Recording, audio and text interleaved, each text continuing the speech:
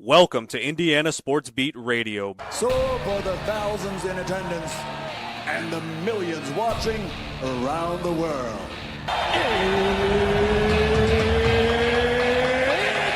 Time! Three on the way. Oh!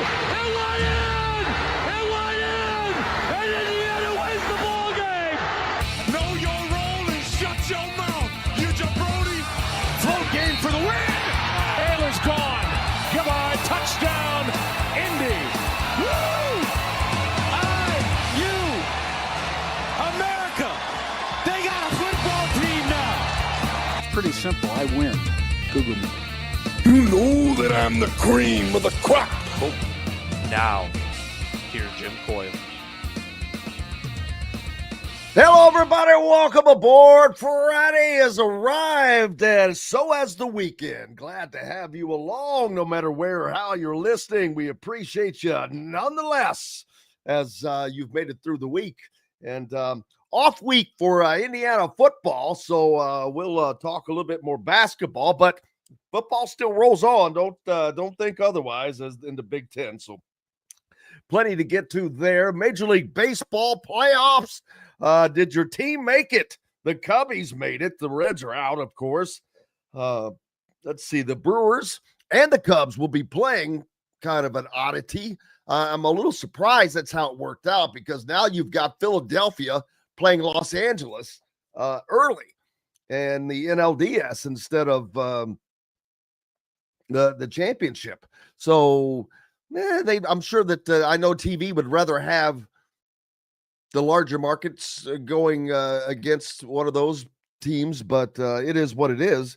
And hey, if Chicago wins, you've got all of Chicago. So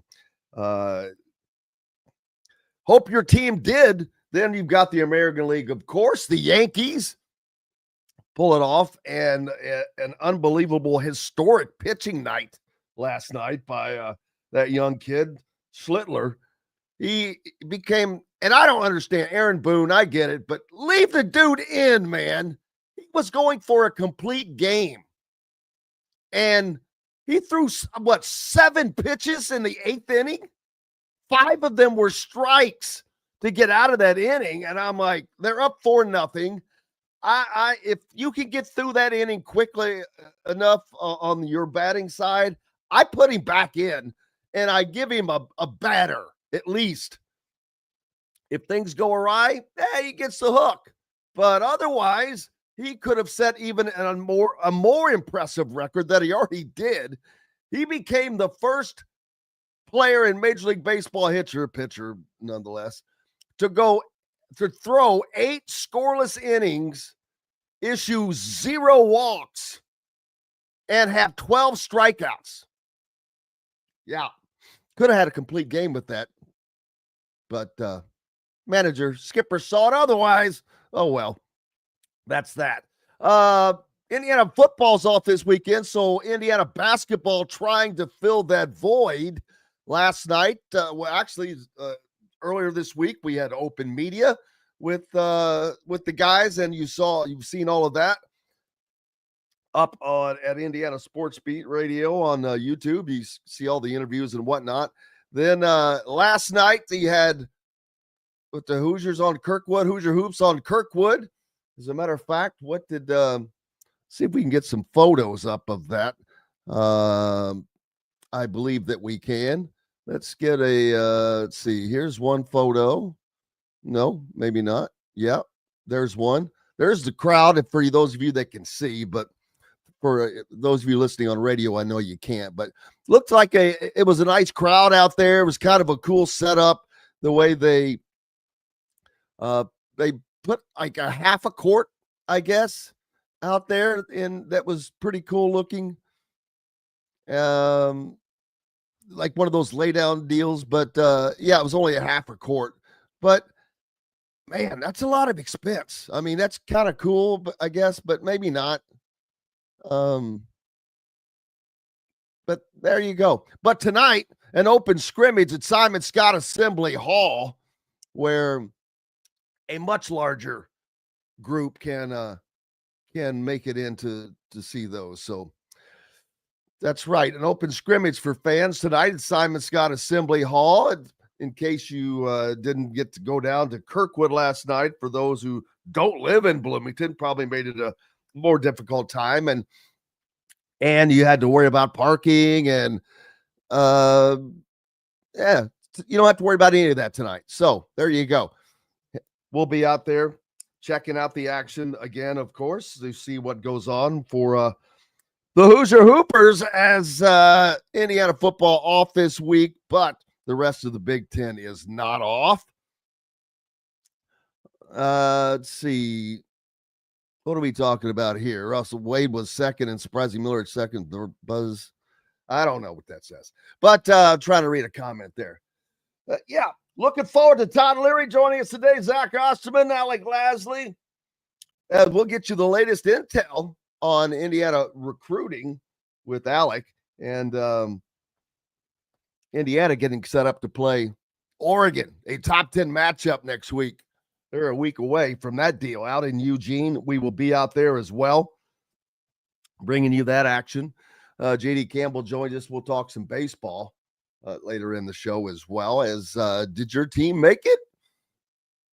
What did you think of this little first round of playoffs, this three-game set?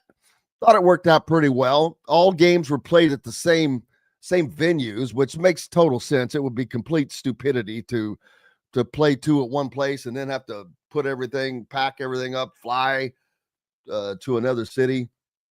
It just would not make sense. So made sense to me. The Yankees win 4-0. They will go on to see. I don't have the American League set up in my head very well, so I'll quickly have to pull that up to see who's playing whom. Detroit, they beat Cleveland, so they're in. Looks like they're going to be playing at Seattle to kick things off. The Los Angeles Dodgers will be traveling to face Kyle Schwarber and the Philadelphia Phillies. The Yankees will head north and take on Toronto. And the Cubbies, they don't have very far to go. They just go up the road to Chicago or to Milwaukee to take on the Brew Crew. That's kind of that's a little unique. You got that series, which what are they, an hour apart, thereabouts? Los Angeles to Philadelphia, Detroit to Seattle. Yeah, a little distance there, but the ALDS and the NLDS are set. Who comes out of that? Los Angeles and Philadelphia, baby. Somebody's going down. Shohei Ohtani versus Christopher Sanchez. I still cannot get over that Shohei Ohtani is that good of a pitcher, and he is. He's kicking off the NLDS against Philadelphia. Wow. Andrew doesn't think the Brewers are good in the playoffs, and I have to agree with him. Does Chicago just have something going this year, maybe? We'll see. We shall see. I know the Detroit, the team of our friend Kyle Neddenrep, see if they can roll on or not. Don't know of any Seattle fans. We'll see, man. It should be a fun deal, though, no matter what. The rest of the weekend will roll on, like I said. The Big Ten football schedule happens this weekend, whether there's a bye week or not. Last week, I think 6 teams were not playing. This week, I'm not sure exactly how many, but tonight there are 5 games on, and the only one of note, really, West Virginia at BYU. And then tomorrow it kicks back off. And specifically in the Big Ten, Let's see who is playing it. Wisconsin traveling to Michigan.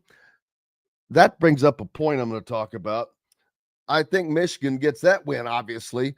I saw a something yesterday that Brett McMurphy had put out and someone had reposted saying that he doesn't know what he's talking about. And actually, it was regarding Indiana not getting the Big Ten's #1 bowl game. He didn't have them picked for making the college football playoffs and not even to get the Big Ten's #1 bowl game. Well, if Indiana were to miss the college football playoffs and they were 10-2 and Michigan is 10-2, and if Indiana misses the CFP, then Michigan would too. But if both of those teams are 10-2, I promise you, Michigan will get the top Big Ten bowl game because those bowls have their choice of who to take if there's a tie. And if you think they're going to take Indiana over Michigan, you're out of your mind because Michigan will bring a crowd. And as fun as things have been, Indiana has not shown to be able to do that just yet on the road. Not to the likings of bowl committees. We're going to take a quick break. When we come back, the man from myjumpshot.com, Todd Leary, joins us on the other side right after these messages. Andy Moore Honda is Bloomington's #1 Honda dealer for a reason. Buy a new Honda and get a 3-month break from car payments. That's right, no payments for 90 days. That includes the all-new, all-electric Honda Prologue, and you get it for just 0.9% financing. Or the 2024 Honda Ridgeline Black Edition or the Honda Accord LX, both for just 1.9% financing.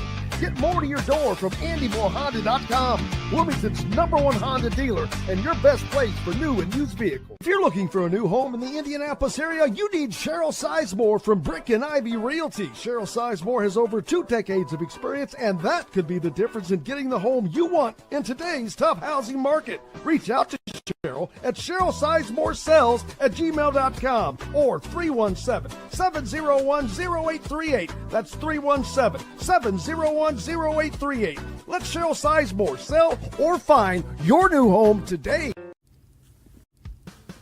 Huddle up, football fans. Tailgate season is here and nobody gets you ready for game day like Academy Sports and Outdoors. Swing by your local Academy store or shop online at academy.com to find everything you need from grills to jerseys and more. Be a watch party legend with gear from top brands like Nike and Under Armour, all at unbeatable prices every day. With 8 Academy stores across Indiana, including our Bloomington location, fun can't lose and neither can you. Gear up today at Academy Sports and Outdoors. Zach Browning here to tell you about an offer you simply can't pass up. If you're looking for the best coverage of Indiana football and basketball, which includes recruiting, weekly chats, podcasts, as well as access to the best national team out there, then look no further than thehoosier.com. The best part, it's just $1 for the first week.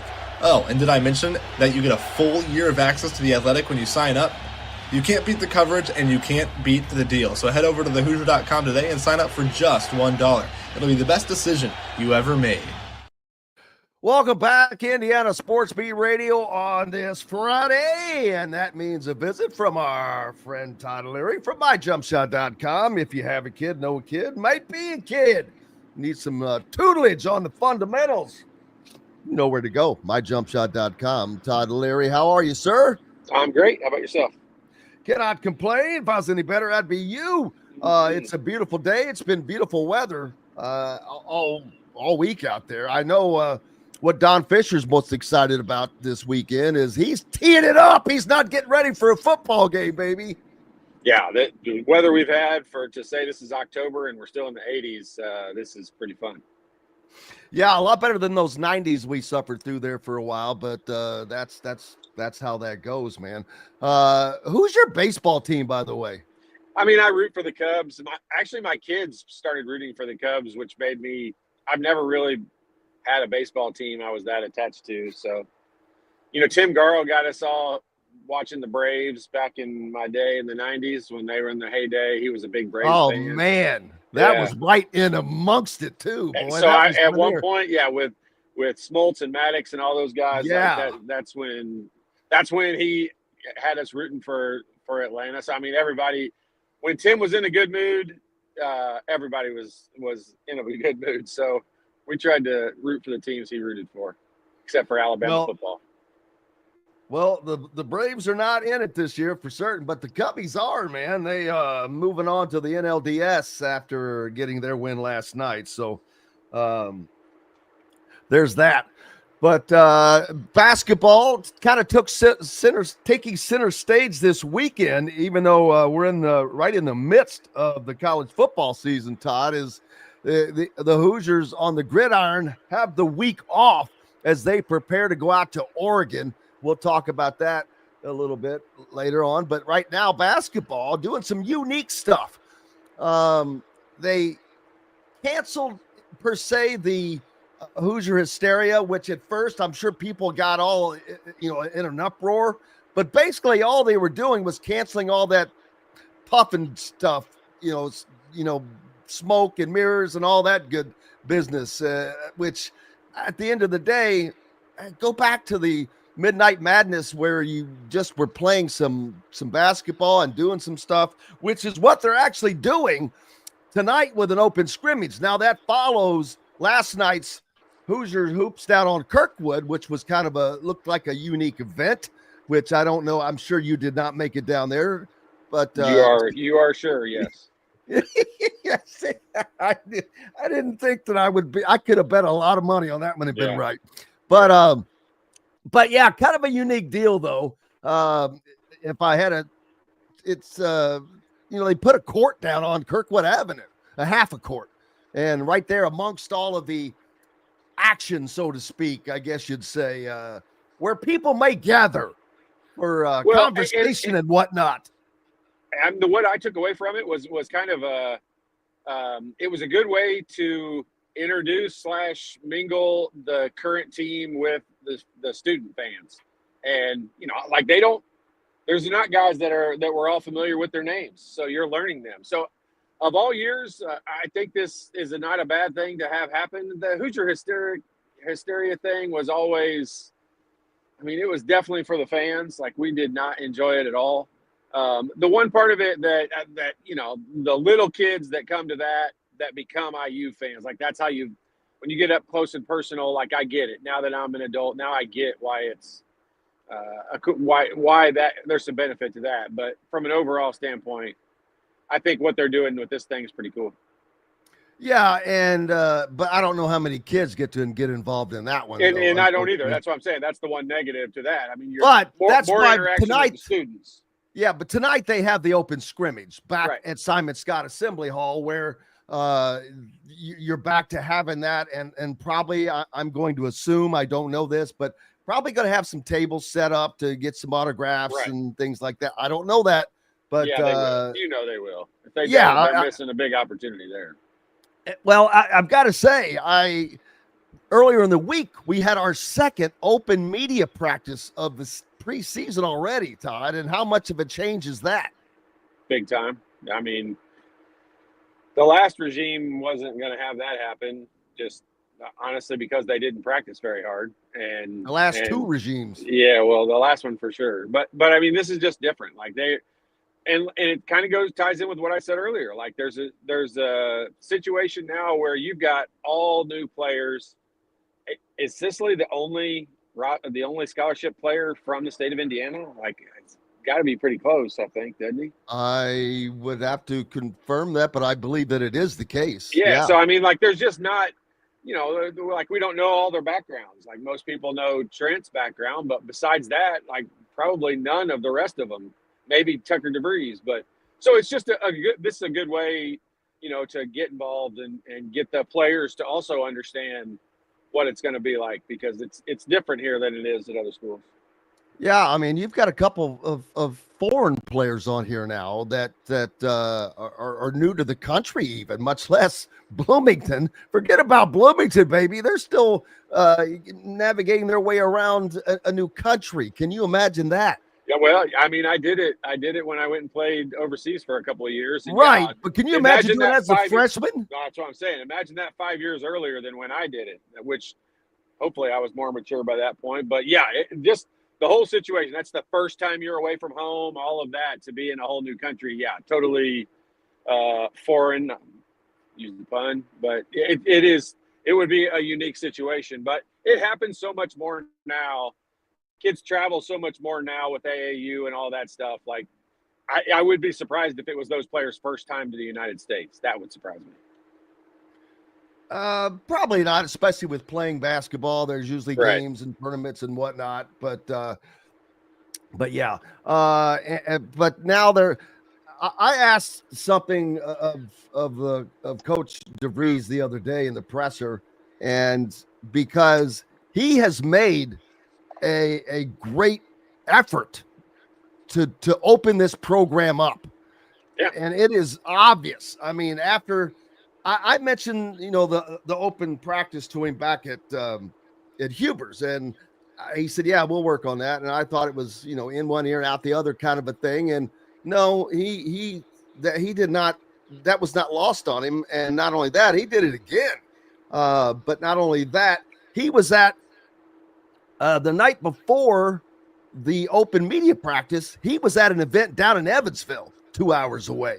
So he's out getting it. And you want to talk about some goodwill. I mean, he's out there making it happen and making a great effort at it. And I asked him why. And he said, hey, this Indiana basketball is something that's very special that a lot of people love. Why not allow them to get closer to it, within reason, but to get closer to it and get them to be able to enjoy it and appreciate it. Why is it taking this long for someone for not even here to understand that, Todd? Well, I mean, I think there's some other factors that go into it that are helping him, that he's just made good decisions. I think kind of cleaning house on the, kind of the old regime that had been there. I think just getting all newness. I think he understands, not being from here. It's amazing when you go to other places and you talk about playing high school basketball in Indiana. Like, there's respect attached to that description, and so I think he understands that, and he's come here and recognized the passion from the fans. But when you're not afraid, like, his teams practice hard, like they play hard.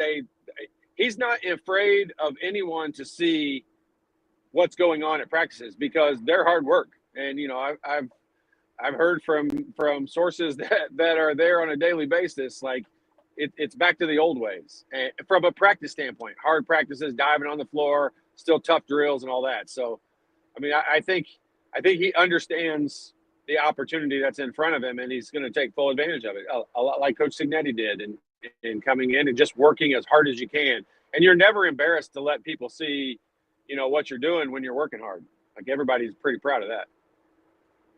Absolutely. And boy, do they. And that's, you remember the first thing I said to you after watching them in Puerto Rico. And well, for those that show up tonight, I think you're going to get a taste of that, because their practices are hard. Yeah. They go at it. But one of the things that really amazed me is they go at it every play against each other. It doesn't matter who you are. When you're coming through a screen, you might get a little flipper, a little something.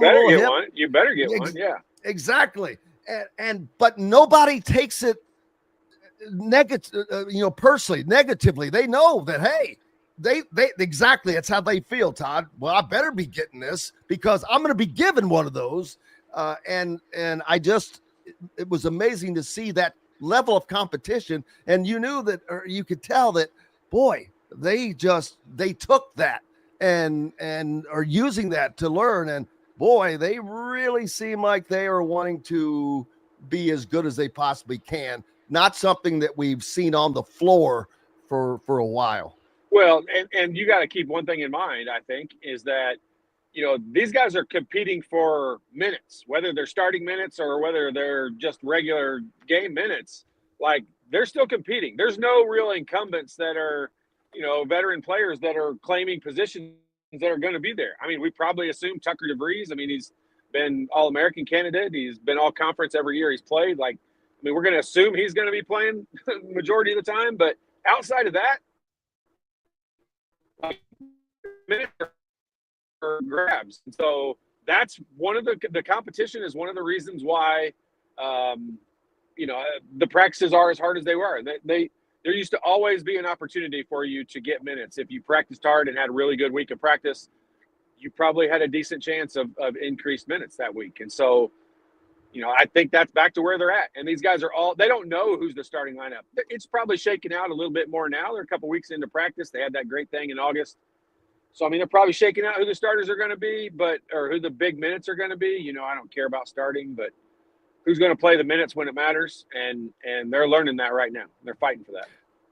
Absolutely, because those minutes are, I'm not going to say they're going to be limited, but you can tell there is a distinct group of, let's say, 8, that top 8, that's where I wonder about Indiana this year. It would be the depth that they would have because of that. Once they get past that, how are they going to be and how are they going to handle things? But man, that 8, they're going to work. They're all going to work their butt off without question. And I think that's another great positive for fans, that when somebody comes in, they're just going to see the same thing being replicated as what they just saw. And it's basically like a hockey. I hate to use the word hockey change, because we saw that in the early parts of the Mike Woodson era, but the reasoning behind that is you're bringing fresh bodies in that are going to give you that same effort, and we didn't necessarily see that before. Now you don't do that, you're off the floor. Yeah, I mean, and that's a good thing. Like, that competition for those spots is a good thing, but it'll shake out to where the lineup will probably expand a little bit at the beginning of the year and tighten up when we get into the Big Ten. But you're right. Like, these guys are in there.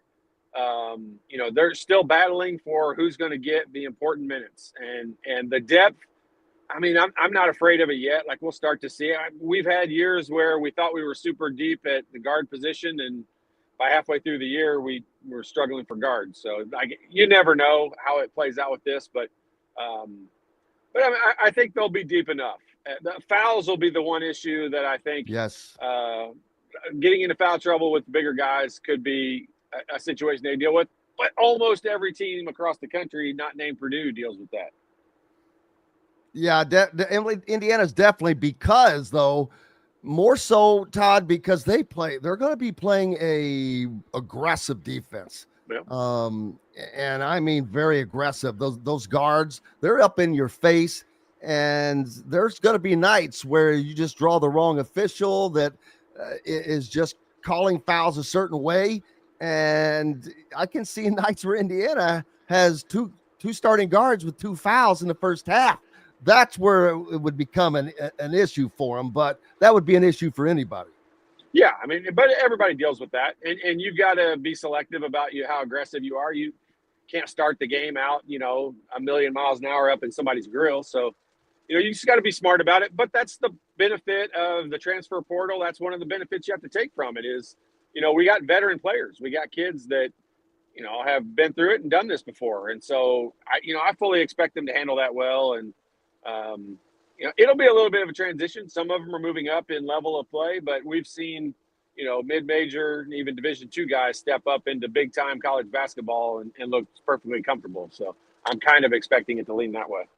Yeah, I don't doubt their ability to play at that level without question. Lamar Wilkerson probably going to be the leading scorer on this team. I'm going to go out on a limb and say, with Tucker DeVries right there, but I've said it over and over, but the defense is something people are going to love to watch. But the second thing is both them and you are going to love to watch. And I've already predicted this. Indiana records are going to fall. 3-point attempts are going to fall. I don't know what the most attempted in a game is right now. I wouldn't be surprised if that fell on the first game. I'm not kidding, because that's such a part of their offense, just as much as, say, under Mike Woodson, getting the ball to Trace Jackson Davis was for a layup. they're going to shoot threes with the same abundance that they tried to put 2-point shots in. And I don't mean that. They're not just putting them up either. These guys can all shoot. Yeah, and that's kind of the way the team was recruited. Like it's going to be a little more fundamentally sound, maybe a little less athleticism. But I mean, I think that the team is built to play that way, and I think it's the way Indiana fans kind of envisioned their team looking the last several years. But I just think they're recruiting back towards that direction, and I think you'll see that when the game starts. Absolutely. We've got to take a quick break. We've got lots more coming up with the Todd father from myjumpshot.com. Don't forget, go to myjumpshot.com. It's hitting that time of year. If you've got kids, it doesn't matter if they're kids. You are a kid, boys, girls, that looking to improve on the fundamentals in the game of basketball. None better. MyJumpShot.com. Back with more Indiana Sports Beat Radio right after these messages. Know a team or group needing a fundraiser? Boost Fundraising raises more money faster and offers the most unique and user-friendly online fundraiser in the nation. Your team receives personalized fundraising pages for each team member. Free team-branded promo gifts shipped to each donor. Boost Fundraising does it all. Sports teams, marching bands, charity causes, and community groups. Go to boostfundraising.com and be sure to enter the promo code COYLE, that's COYLE, to receive a discounted fundraiser. Whether it's a night out with the family, after work with colleagues, or catching the game with friends, Bubba's 33 is the place for you. Bubba's 33 offers a mouthwatering menu of selections that are all made from scratch every day. The portions are big, but the prices are small. And with over 50 big screen TVs, you'll never miss the big game. Bubba's 33, pizza, burgers, beer. Zach Browning here to tell you about an offer you simply can't pass up. If you're looking for the best coverage of Indiana football and basketball, which includes recruiting, weekly chats, podcasts, as well as access to the best national team out there, then look no further than thehoosier.com. The best part, it's just $1 for the first week. Oh, and did I mention that you get a full year of access to The Athletic when you sign up? You can't beat the coverage and you can't beat the deal. So head over to thehoosier.com today and sign up for just $1. It'll be the best decision you ever made. Huddle up, football fans. Tailgate season is here, and nobody gets you ready for game day like Academy Sports and Outdoors. Swing by your local Academy store or shop online at academy.com to find everything you need, from grills to jerseys and more. Be a watch party legend with gear from top brands like Nike and Under Armour, all at unbeatable prices every day. With 8 Academy stores across Indiana, including our Bloomington location, fun can't lose, and neither can you. Gear up today at Academy Sports and Outdoors. Welcome back, Indiana Sports Beat Radio, on this Friday of week. What are we? Week 6? 1, 2, 3, 4, 5, 6. Yeah, week 6 of the college football season, as Indiana with an off week this week, as they will be heading out to Oregon next weekend for a top 10 matchup between the 8th ranked Hoosiers and I don't even know what Oregon, number 2 right now. Todd, what did you think of that Penn State-Oregon game? Oh, that was, I was a little disappointed in Penn State, to be honest with you. I thought they were going to be a real high. So we're about 105,000 Penn State fans. But maybe you give Oregon's defense that credit. I don't know. Penn State has a really veteran team. That's why I think they're ranked as high as they are. And I don't think they've quite been as explosive as everyone, including their fans, kind of thought they would be. So, yeah, that's obviously a big win to go on the road and get for Oregon. So, coming back home, they have a bye week as well. I don't know that you can use that as an excuse either way, one way or another. And no one was, but it'll just be an interesting game to see who gets off to a good start after a bye week. Yeah, Indiana goes to Iowa and has a little tougher time than I think some people expected. But part of that was just simply a great game plan by Iowa. And I've questioned Indiana's decision-making in the second half for not making adjustments to their offense. They didn't change it much. I'm not sure if that was with purpose, that they were just trying, no matter what, to hold on to everything they can for this upcoming game at Oregon, which very, very important. I mean, first of all, it's a huge ask, and no one is really expecting Indiana to go out there and win. I'm wondering how much they're going to be punished if they lose, but I think it's simply going to be, do they have a good game? Do they play with Oregon, or do they get beat by, 2 touchdowns, 2.5 scores or something? And I think that is of great importance to how this Hoosier team is seen going forward. Yeah, it is. And last year, I think the Ohio State game on the road last year, the Notre Dame game, and of course I'm bringing up the ones that they lost, but this game is in that category. That's next Oregon game is in that category where you really see where you stand. And the score was whatever. I thought the score felt closer in both the Notre Dame and Ohio State games last year than what they actually were, because I felt like those other teams dominated Indiana in a way that no other team did. And so I think I'll be interested to see if I feel that way about this game, and if Indiana is more competitive in this game than they were in those last year, because this is, probably the second best team, maybe the best team that Indiana will have played in the last 2 years. Ohio State obviously was up there, but it's up there.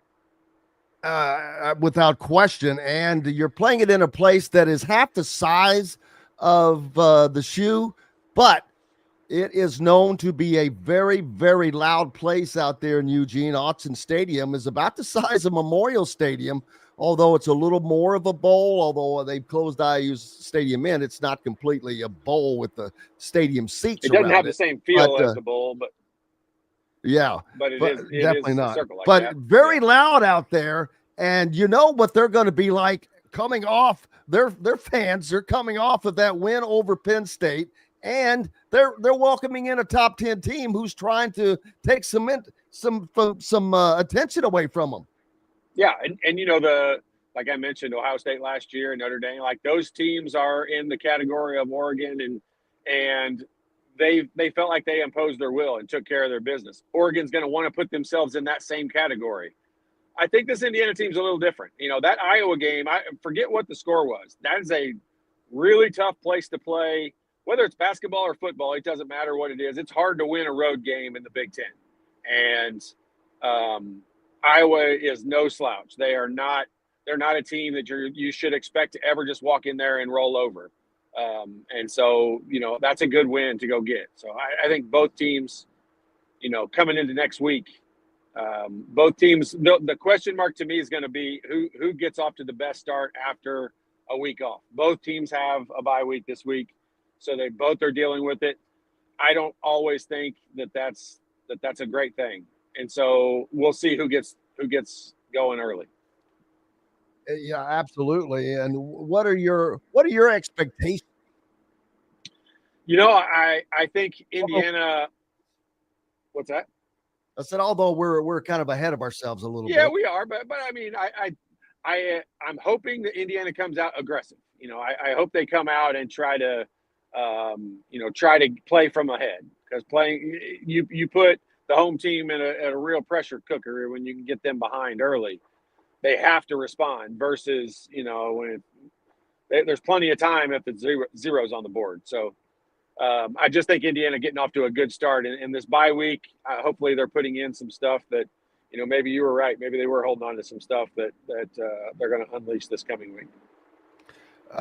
Yeah, we'll certainly find out, because I was really wondering in that second, like I said, that second half of game against Iowa, and they were just continuing to do kind of the same things that hadn't been working in the first half, taking a little too much time, in my opinion, to run certain plays. But again, maybe they were holding on to that because let's be honest, it's going to take everything you have, and you're going to have to play the perfect game. You're going to have to not make any mistakes. You can't afford to do anything that will put you back. You cannot have false starts on offense. You right. Can't. One thing this team has been great at is not getting stupid penalties. No personal fouls. That shows that these guys have their heads on. Yep. Spaghetti has got his foot up their butt about that. Hey, we don't make those kinds of mistakes, and that's obvious, but that's huge, because teams that do that, they just simply beat themselves. Yep. Yeah, no doubt about it. And that's one of the traits, I think, of Signetti's program right now, and the culture he's building is, we're going to be uber aggressive, but we're also, going to not hurt ourselves or shoot ourselves in the foot, play from behind the sticks. And, personal foul penalties are mostly selfish. I mean, they're guys thinking about one-on-one stuff versus, the team focus and goal. And I think that's Signetti's MO is focused on the team. And that's why his teams generally play, less selfish. Absolutely. Brian's pointing out that Coach Griff broke down the 25 versus 24 IU team and how this team is better. Well, that's something I said coming into the season over and over. They were just a better team. Everyone kept wondering, well, is Rourke going to be replaced by Mendoza that well? Yes. The offensive line is better. Yeah. Now, the one thing I didn't see coming is this defensive line looks better. And they had a really good defensive line last year, Todd. But, man, these guys were against Illinois. That was just stupid good. But they were also, they put up a great performance at Iowa. Probably going to have to do a little bit better than that out in Oregon because Dante Moore, he's pretty good. Yeah, he's really good. And I think the fact that Iowa threw the ball earlier and more often than they normally do, I think that was kind of a credit to what you're talking about in Indiana's defensive line. I think they saw some stuff in the Illinois game that they kind of thought maybe it was going to be difficult to run the ball. And if you know Iowa football, they would much rather just pound it on the ground all day and run the clock out and beat you 3-0. But Indiana's defensive line took them away from that. But, yeah, you're right. I mean, you're talking about a whole different level when you're playing – this is Oregon's in that category of Ohio State, Alabama, Georgia. Like they're up there in that conversation year after year now. So that's who you're up against. And the guy that you're across from, you're not necessarily going to overpower. You're going to have to play some strategic football. And so, that's what's ahead of them. And I think it comes at a good time. Like their schedule has played out pretty good. Got them some good confidence. Got them moved up in the rankings. And then they got to go on the road and win a good game. Got them into the top 10. And now you go play a top 10 team and a top 5 team. So I think the timing is good for this game. Absolutely. And just the fact that they're in this position to garner this attention. This is a game that's going to be on CBS. Now they're coming off of a game 2 games ago that was on NBC. They are getting a lot of national exposure. They're going to get more national exposure this year than they're accustomed to getting in 5 years prior to that, Todd. Oh, no doubt about it. And that's, they've earned that. But, it's like I still think we're riding the storybook right here because this is 2 years ago, this time of year, like the frustration level of Indiana football was embarrassing. And to think you could be at this point this quick is really, truly amazing. So it's fun to be on that ride. I know that record-wise it was not a no comparison, but the embarrassment level compared basketball to football, which would you rate higher? Because people were accustomed to Indiana football not really being good. Yeah, believe me, it's we're ready for both of them to be back, and both teams benefit from the other being good. So it's not like one roots against the other. You almost should take it as a challenge. And the basketball team has a challenge right now, and they've got to win back the fan base. Now, the fan base didn't go away. It's just resting because it's not had a whole lot to cheer about. But they can be woken up pretty quickly. And I think this team, it's a storybook. Like what Signetti has done with Indiana football in that period of time, if you wrote that in a script, people in the athletic world would say it's not reality. But it's really happening. And so the basketball program needs to kind of do the same thing, but they're not bringing on brand new fans. They're just waking up the fans that haven't had a lot to cheer about. But they need to bring on brand new fans because how long did they go? How many years, Todd, have they gone without doing that because of not having that good product? You've got to sustain that. You've got to continue to do that. How many kids, a generation of kids missed out on probably being cultivated to be IU fans? Yeah, to hear that there are kids that went to school for 4 or 5 years in a row at Indiana and their team never made the NCAA tournament. Like I don't know how to process that. I cannot imagine. I mean, that wasn't a. Could you imagine having missed the NCAA tournament when you were in school? No, I can't. I absolutely can't. And I don't know. I don't know how you process that. I understand why people would jump off the bandwagon of Indiana basketball, because I don't understand how, you put kids through there. You're not developing that fan base that's going to then have kids that then loves my kids love IU because of me. And you were kind of losing out on that a little bit, but they'll get it back. It doesn't take long to get that back started. Indiana is a blue blood, even though they've been down for longer than your average blue blood's down. Like fan base wise, they're there. Well, let me tell you, nothing gets that started quicker and easier than with your current head coach looking up at a balcony of a bar and saying, "Next round is on me." And that is exactly what Darren DeVries did last night downtown in Bloomington on Kirkwood.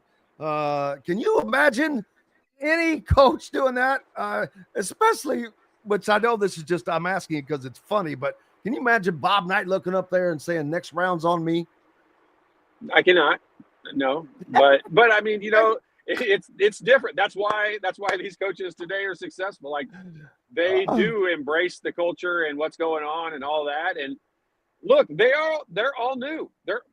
DeVries is new to this. Like he's new to this size program, to this size fan base for sure. This passionate of fan base. And so, yeah, I fully expect them to embrace every part of it and try to bring back the culture as fast as possible. I think that's their big goal right now. Yeah, I'll tell you who's great at that. Michael Lewis, a former Bob Knight player from down there in Jasper. I know that they have had a beverage or two in that town, but as the coach there at Ball State, I've seen him many times saying, "Hey, students, come out. Your first beer and dog are on me," or something. And, it's such a different era, but that kind of fits right in his wheelhouse. It does. But yeah, I mean, look, when you're trying to build a program and build a fan base, that's where we're at in 2025, almost 2026. So it doesn't surprise me at all. I think we see a lot more. I mean, Bruce Pearl, a guy that just stepped down at Auburn. I mean, that was a guy that interacted really closely with their fan base. And I think we see how successful that was for them in building the culture. I'm still pretty shocked by that. Unless he runs for political office, I am very shocked by that. Because I mean, it was kind of a situation where I guess he wanted his son to get the job. So he did it very, very late in the season where they didn't have a chance to really go out and look for someone else. So that helped with that, but there has to be more to it than that. Hey, what you just said right there is what I'm chalking it up to. This is one of those scenarios. There has to be more to the story, I think, than what we know. So it's really tough to comment on it because it doesn't make a lot of sense. The timing of it doesn't make a lot of sense. He stayed on as an employee of the university, so I don't think he would have tried to hose the university and having to hire his son. That had to be a negotiated agreement. So all of it. Like I think there's just more to the story we don't know, so it's really tough to have an educated guess on it.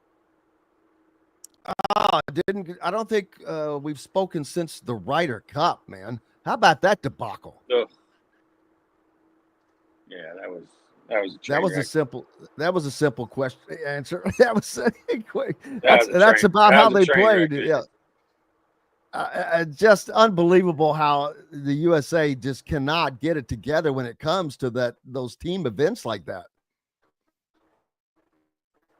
Yeah, the first 2 days was so disheartening. I didn't even watch on Sunday. I know they made a good comeback and all that or whatever, but man, the domination of the European team the first 2 days was so embarrassing. Like it took the fun out of it for me. I just didn't see the fight.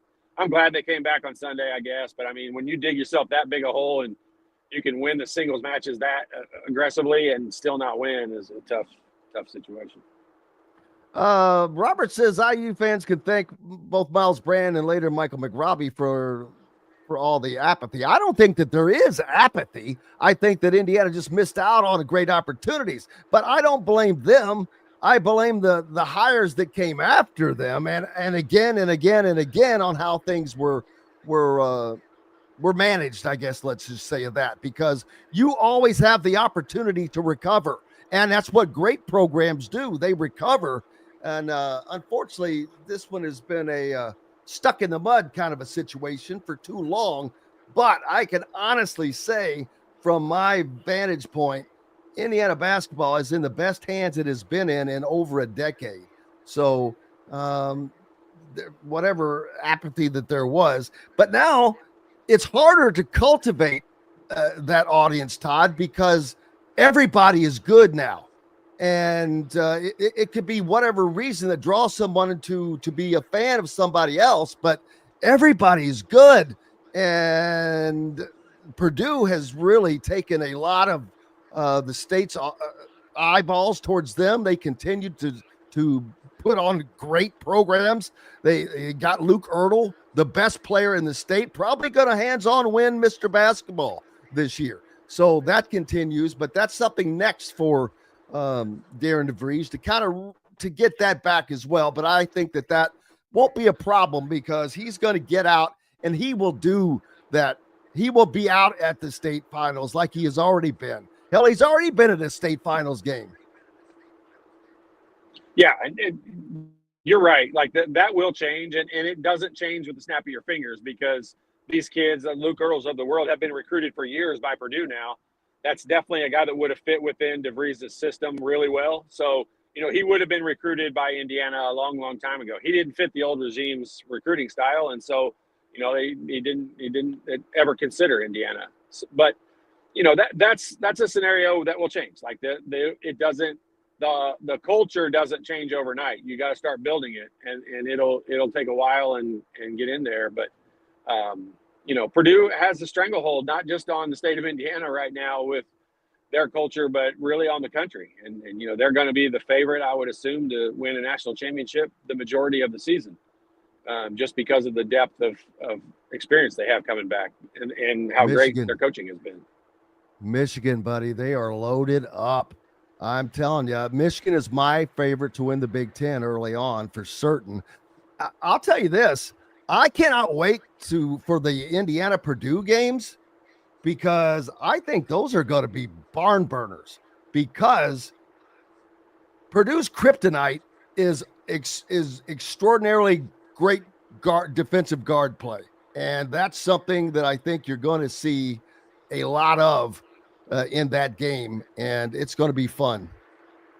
Yeah, let's just hope that it's competitive, because if it's not really going to be in Indiana's favor. Purdue's not going to get blown out with that squad they've got. But look, Indiana should be competitive in all their games because of their style of play and their grit and hard nose, and they can win a game that's ugly in a defensive battle, and they're built to win a game that can get up and down the floor and score 90 points. So, I'm looking forward to seeing them against the good teams, and I hope when we have that discussion at the end of the year, you're throwing Indiana into that conversation with Michigan and Purdue. Absolutely. Well, brother, I hope you have a great weekend. Enjoy it. It's going to be nice. Get out there and tee it up. We'll do it for sure. Appreciate you. Todd Leary, the Todd Father from myjumpshot.com, joining us here on Indiana Sports Beat Radio, as he does each and every Friday. Back with more. Zach Osterman joins us next, right after these messages. If you're looking for a new home in the Indianapolis area, you need Cheryl Sizemore from Brick and Ivy Realty. Cheryl Sizemore has over 2 decades of experience, and that could be the difference in getting the home you want in today's tough housing market. Reach out to Cheryl at CherylSizemore@gmail.com or 317-701-0838. That's 317-701-0838. Let Cheryl Sizemore sell or find your new home today. When it comes to apparel and promotions, FreeThink has you covered, literally, whether it's 24 or 200 shirts for sports leagues, businesses, or groups. FreeThink Apparel and Promotions can also create your very own merchandising store. FreeThink Apparel and Promotions did it for Indiana Sports Beat Radio, and they can do it for you. Whether it's screen printing, embroidery, digital printing, promotional products, vehicle wraps, or anything else under the promotional line. See what Freethink Apparel and Promotions can do for you at freethinkapparel.com. Huddle up, football fans. Tailgate season is here, and nobody gets you ready for game day like Academy Sports and Outdoors. Swing by your local Academy store or shop online at academy.com to find everything you need, from grills to jerseys and more. Be a watch party legend with gear from top brands like Nike and Under Armour, all at unbeatable prices every day. With 8 Academy stores across Indiana, including our Bloomington location, fun can't lose, and neither can you. Gear up today at Academy Sports and Outdoors. Whether it's a night out with the family, after work with colleagues, or catching the game with friends, Bubba's 33 is the place for you. Bubba's 33 offers a mouthwatering menu of selections that are all made from scratch every day. The portions are big, but the prices are small. And with over 50 big screen TVs, you'll never miss the big game. Bubba's 33, pizza, burgers, beer. Welcome back, Indiana Sports Beat Radio on this Friday. You made it to the end of the week. Thanks a lot for being with us. Keep it locked where you have it on your radio dial as you travel throughout your day. And for the best in sports coverage from around the state and all the games this weekend. Lots of football games on. Indiana will not be one of those. Purdue is, though, as they host the Fighting Illini, number 22, as they coming off of a huge bounce back win over the USC Trojans, who, man, even though they had to travel across the state or country, I was expecting USC to put the Trojan on them, but they did not do that. Zach Osterman from the Indy Star, the IU Insider for the Star, joining us now with fully equipped with another great looking jersey. What team is that, my friend? That's a good looking one. This is Liverpool. Yeah, I couldn't see it all, but yeah, good looking. Speaking of jerseys, a lot of baseball being played right now. I know you're a huge baseball fan, Braves fan. Weirdly, the Braves not in the playoffs this year, which is something we are not accustomed to, but some teams in it that we're not used to either. The Cubs, the Reds were, but the Cubs still hanging in there, and we'll see how that rolls on. But who's your team from here out? Oh, I don't think I have the bandwidth to stay with baseball once the Braves are out of it. It's just there's too much else going on this time of year. That is no doubt. Indiana football off this weekend, but Indiana basketball trying to fill that void. Their second open practice to the media happened earlier this week. Last night, it was Hoosier Hoops down on Kirkwood. Tonight, an open scrimmage at the Simon Scott Assembly Hall. And, earlier in the week, you were in there as well, Zach, but I asked Coach DeVries, it was obvious he is making a concerted effort to open this program up to the people of Indiana. He's making great efforts to get out and around. He was at an event in Evansville the night before the media practice. He is just really, he uttered the words I would have never heard an Indiana basketball coach say, "Next round's on me," last night down on Kirkwood. So, man, a lot of changes coming that are probably very positive and needed for the Indiana basketball program. Yeah, I think I wrote something about this before the event last night on Kirkwood, and I've said this when I've talked to people about, Indiana kind of spreading out across this whole month, different fan events, different sort of moments when fans, whether it's students, whether it's young fans, whether it's families, can engage, etc. I don't think, and I don't. This isn't meant to be like intended. I think anyone who knows me knows that I don't intentionally go negative about stuff very often. If anything, I tend to try and kind of be more like a moderating force. Yeah. I don't think people on the outside appreciate the extent to which this program has lost its fans. And I also, if you follow me long enough, and we're going to talk about this on our podcast later today, anyone who's followed me long enough knows I'm not shy about criticizing fans and fan behavior and fan expectations when I think it's warranted. I think it is perfectly understandable why this fan base feels like it needs to have its trust earned back. Indiana, I ran these numbers. Ran these numbers. I added up 10 years of Big Ten records. It's not that special. Indiana has a game under 500 in Big Ten play across the last 10 years. If you subtract the first of those 10 years, which of course is Indiana's last Big Ten championship, which in itself says something. Indiana's 81-94 in the conference in the last 9 seasons. In the last 9 seasons as well, Indiana's made it to 2 NCAA tournaments. I think neither one of those runs did Indiana get out of the first weekend. Their losses, the losses that ended those runs came by 29 and 16 points. We can go on and on. Archie Miller never beat Purdue. Mike Woodson never beat Northwestern. Just quite frankly, Indiana has been a mediocre basketball program for a while now. And if you want to zoom out even further, Indiana has not been to the Final Four in 23 years. It's not even been out of the Sweet 16 in 23 years. Indiana has won, I think, 3 Big Ten championships, or at least a share of 3 Big Ten championships this century. Indiana basketball fans are just tired. And there are other elements. Some of them are local. I think there's a lot of soap opera that goes on around the program that really frustrates fans, especially when, you can tolerate soap opera when you're winning, but when you're losing, it just feels tedious and tiresome. Basketball in general, like nationally, is losing fans to football. And I think that's playing out here as well because the football program is doing so well, but that's also just a national trend. Football's popularity is climbing. Basketball's popularity is stagnating for a variety of reasons, not just in college, but in general. And you also have, I think, the portal element to all this, which is that fans will get attached to players who come in the portal if they win. Look at UConn with Cam Spencer and Tristan Newton, for example. But if they lose, fans don't have years-long relationships with those players going back to when they were high school recruits and freshmen and, sort of saying, well, we watched this guy, come up. We know how much he loves it. We know how much he lives and breathes IU basketball. Listen, there are a few players like that. I think that's why Anthony Leal was, so widely appreciated by the fan base.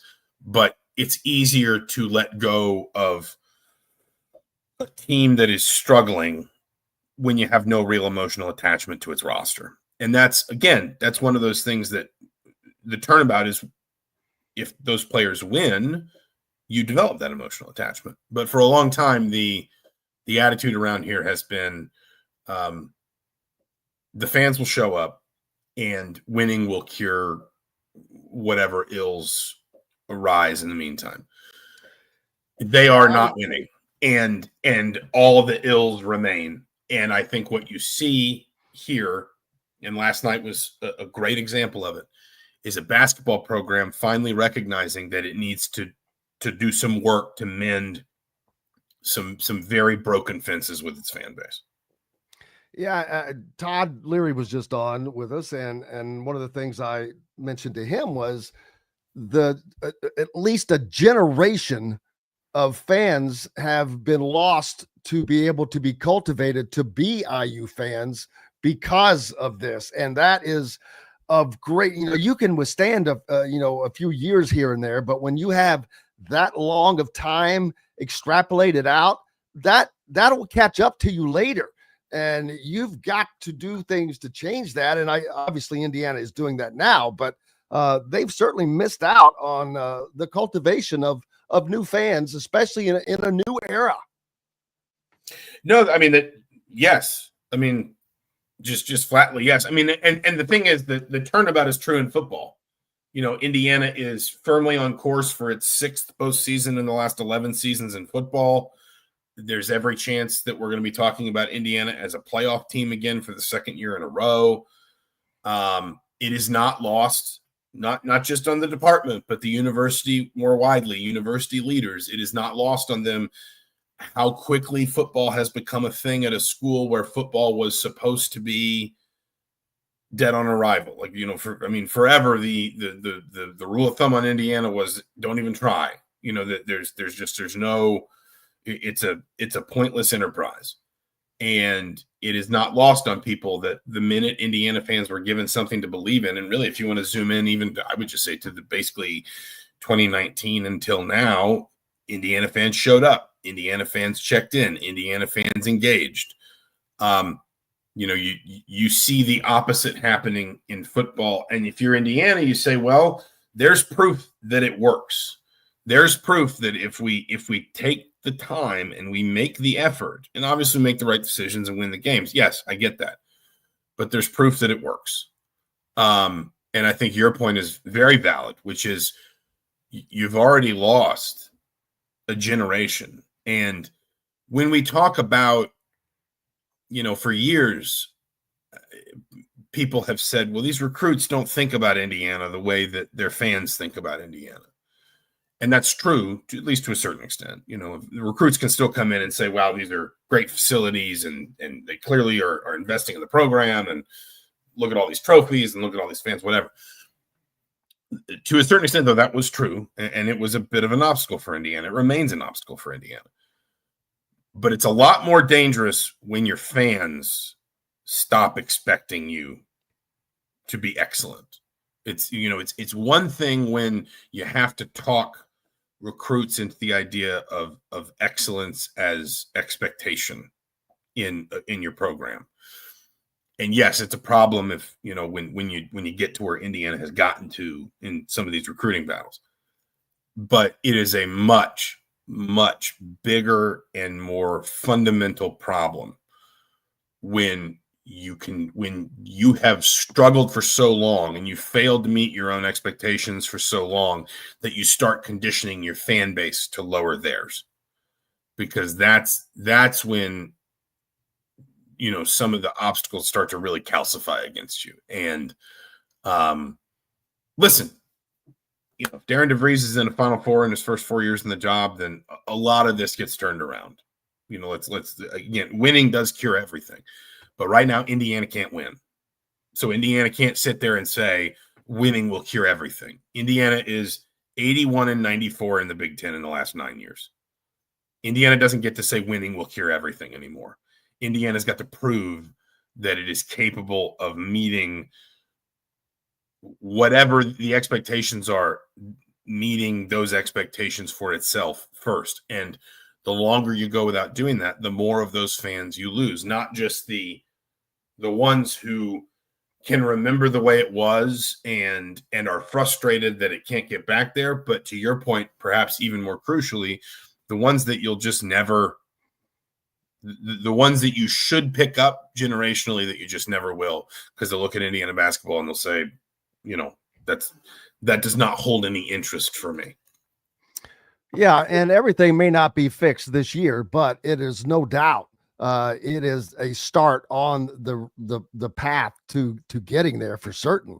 None of us know what this team is going to actually do on the court as far as success, win losses this year, but they're going to have more wins than losses. But more importantly, they're going to put on a product that people enjoy watching, that people want to watch, I think the fans rather of that program are going to really enjoy and want to see more of and support more.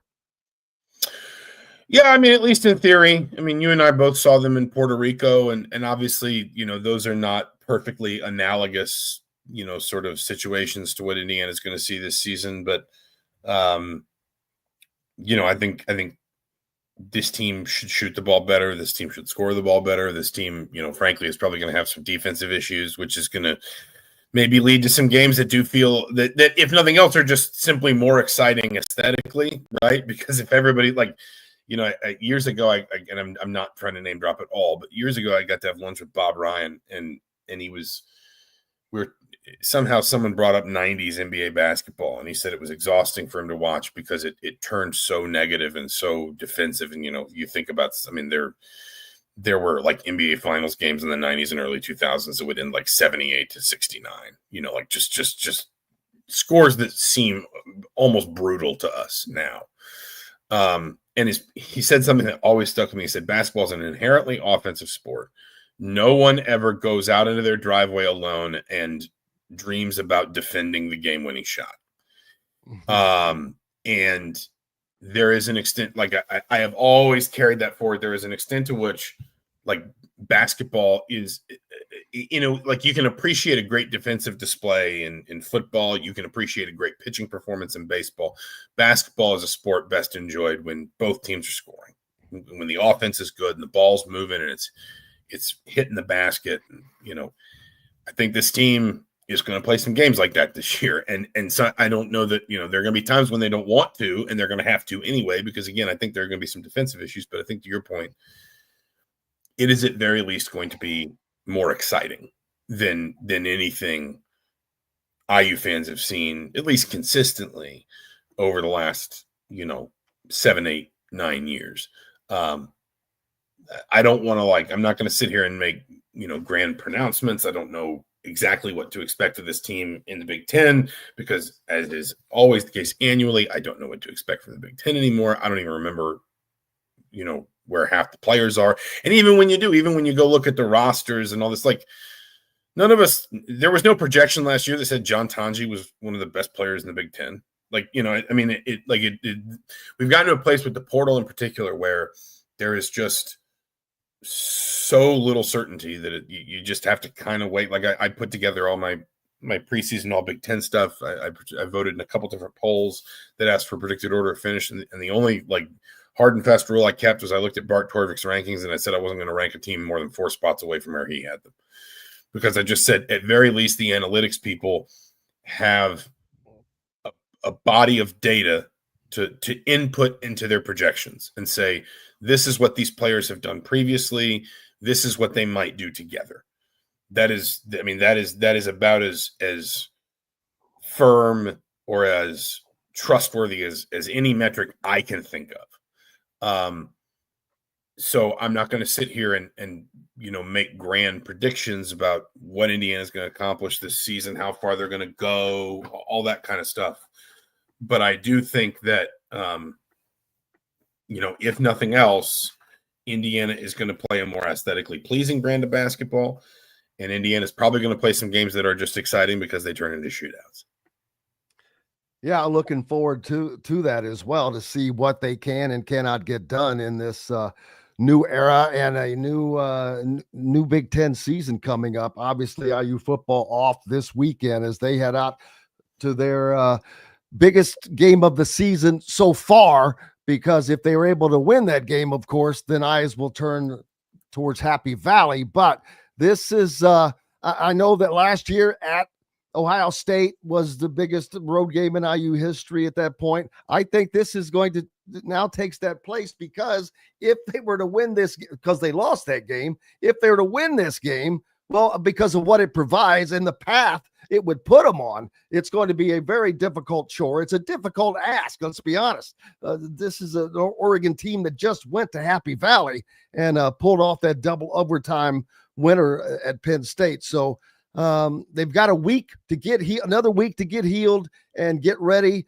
The one thing I'll say about that game before I let you go, Zach, is I was rather surprised at the lack of adjustments made in the second half offensively. But I don't, maybe they were still holding on to stuff. I'm not sure, but they got the win, a very important win, a win that IU does not get in years past for certain. So we've seen the evolution of this program continue. Can they take that next step now? Yeah, I mean, listen, I do think, like, under the hood, that the Iowa game was a little bit better for Indiana than it looked in the final score. And what I mean by that is, 233 and 2 touchdowns is a very passable day at Kinnick against Iowa for Fernando Mendoza. Indiana popped 6 runs of 10-plus yards. Iowa had only allowed 4 all season. Indiana turned Iowa over twice. Iowa had only turned the ball over twice going into that game all season. And Iowa had played at Rutgers and at Iowa State. That wasn't they hadn't played absolute world beaters, although the Cyclones might be really good this year. but that wasn't a function of them playing nobodies. Iowa had kind of Iowa, like, if we're talking about I think about this a lot in terms of variance. If we're talking about the likely outcomes of that game, if you take the box score and apply it to 1,000 simulations of what the final score might be, I suspect Indiana wound up on the low end of margin of victory. Indiana probably can argue it should have won that game by at least one more score. And listen, beating Iowa at Iowa, like, I said to somebody this week, it's the closest thing the Big Ten has to the option, not necessarily schematically, but philosophically. Iowa is such a distinct challenge in modern college football, even as they've updated their offense a little bit, and even as the program's evolved. Iowa at Kinnick is like being locked in an escape room. Like, you might get out, but you're not getting out until the game's over. And you almost have to. You almost have to like become Iowa to beat Iowa in that situation. And Indiana did. And, if that left fans with certain reservations about this team, I get it. I'd point out that Indiana's not won a game like that yet under Curt Cignetti in a genuine road environment, not like, Spartan Stadium was up for it for a little while and then they just kind of checked out the minute it got hard, but like a genuine road environment against a tough, well-coached team, maybe not a great team, but a team that is not going to let you win cheap. That was a good win for Indiana. I think we'll see how much of that carries into Autzen in I guess a week and a day now. It's not 2 weeks anymore. I don't know that this game is as important as Ohio State was. Like, I don't think the stakes are as high because there was genuine pressure on Indiana in that Ohio State game. There was sort of this, hey, you need to prove to us you've played a terrible schedule. You need to prove to us that you are as good as you say you are from a playoff perspective, from a sort of national rankings perspective. Indiana doesn't have that pressure here. Now, they don't want to go to Oregon and get blown out, but Indiana can lose this game and be fine. Indiana doesn't need a certain result in this game the way that it probably did in the Ohio State game. And Indiana also knows that it will get another crack at a quality road win later in the season against a Penn State team that it might match up even better with, although obviously that's another very difficult road environment, and Penn State's still very, very good. But I think Indiana gets to approach this game with less pressure than that Ohio State game because the sport is not – yes, I know there are still people that say, Indiana's not any good, or look at their non-conference schedule or whatever, but the sport is not questioning Indiana this year the way it was last year. Like, by and large, college football recognizes, both because of what Indiana did last year and what they've done so far this season, that Indiana's a good team. And they don't have to go to Oregon and prove something, if that makes sense. And that's why I think there's a little bit less pressure on this game. And I think that's probably – to Indiana's benefit. I think that is probably, better for Indiana that they don't have to go out there and play tight and feel like the game has to go a certain way or they've failed. But it's going to be, listen, it's the biggest game. It's the biggest game of the month, or the biggest game of the week next weekend. Absolutely. It's all eyes on Autzen and Indiana. Anytime Indiana is in a game like that, it is a growth moment for this program. Zach Osterman from the Indy Star. Appreciate you, my friend. Enjoy your weekend. Absolutely. You too, Jim. We'll see you around. Thank you, sir. Hey, we've got more coming up. Alec Lasley joins us next here on Indiana Sports Beat Radio right after these messages. The ISC Sports Network is your home for sports content across the Hoosier State. Find us live on TV and streaming or archived on our website and our app. The ISC is your one-stop shop for the content you want to see, including high school sports, college sports, and other great events throughout the year. Subscribe to our streaming service and get access to it all. ISC, local lives here. Know a team or group needing a fundraiser? Boost Fundraising raises more money faster and offers the most unique and user-friendly online fundraiser in the nation. Your team receives personalized fundraising pages for each team member. Free team-branded promo gifts shipped to each donor. Boost Fundraising does it all. Sports teams, marching bands, charity causes, and community groups. groups. Go to boostfundraising.com and be sure to enter the promo code COYLE, that's COYLE, to receive a discounted fundraiser. If you're looking for a new home in the Indianapolis area, you need Cheryl Sizemore from Brick and Ivy Realty. Cheryl Sizemore has over 2 decades of experience, and that could be the difference in getting the home you want in today's tough housing market. Reach out to Cheryl at CherylSizemoreSells@gmail.com or 317-701-0838. That's 317-701-0838. Let Cheryl Sizemore sell or find your new home today. When it comes to apparel and promotions, Freethink has you covered, literally, whether it's 24 or 200 shirts for sports leagues, businesses, or groups. Freethink Apparel and Promotions can also create your very own merchandising store. Freethink Apparel and Promotions did it for Indiana Sports Beat Radio, and they can do it for you. Whether it's screen printing, embroidery, digital printing, promotional products, vehicle wraps, or anything else under the promotional line. See what Freethink Apparel and Promotions can do for you at freethinkapparel.com. Welcome back, Indiana Sports Beat Radio, rolling on. Alec Lasley from the Hoosier.com joins us now, and a lot of eyes off of football this week, Indiana, with the bye week, and a lot of eyes on basketball, Alec, as there has been a lot of events going on, and it continues this evening in Bloomington as the Hoosiers will be hosting a scrimmage for the public that begins, I believe it's 7 p.m. Doors open at 5:30. So you can get out and get your first look at this team that we've been talking about. And I think that they'll see a lot of what we saw the other day in the open practice to the media. And that is a heavy dose of defense and 3-point shooting. Yeah. And just overall energy and excitement level to be out there. I mean, the biggest thing that we've talked about, right, even dating back to Puerto Rico, was the true competitive nature of this roster, and the fact that, you know, a lot of Indiana fans, you know, haven't seen that specific type of team in quite some time, where every play is almost do or die with this squad right now. They know that, you know, whether or not they may be the most skilled, every single time they match up with someone, they're always going to compete. They're always going to play with a great level of energy and intensity. And, you know, that strings from the coaching staff, that comes from, you know, Darren DeVries and what he's preached and how he's built this roster. It's, you know, going to be a quick moving team. It's going to be a fast team. It's going to be a team that wants to get up and down the floor. And it's just going to be a fun team to watch. And, you know, they're not going to win every game.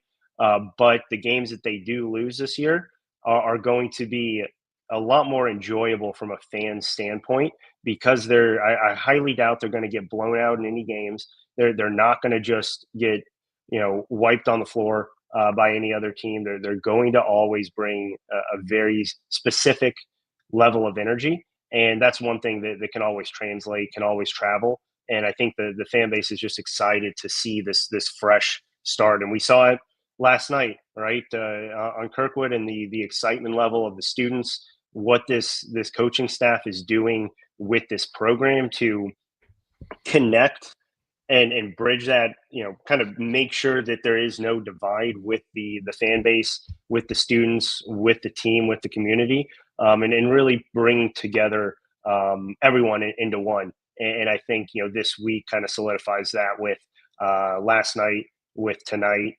And then obviously in short term, in a week and a half, 2 weeks here, we get into the first exhibition game.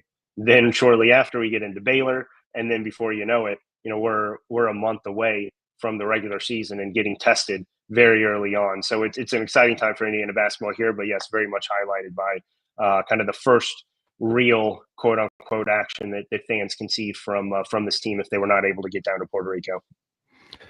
Absolutely. And they are a lot further ahead than they were down there, but that's what you expect. You know, I during the interviews this week, I used the example of football, how we anxiously watch teams from weeks 1 to 2 to 3 to see the growth, the quick growth that we've seen on the football side of things with Indiana or whomever it might be. It's the same with this, especially this year, because prior to June, these guys had never laid eyes on each other, most of them, much less played together, much less played in the same system.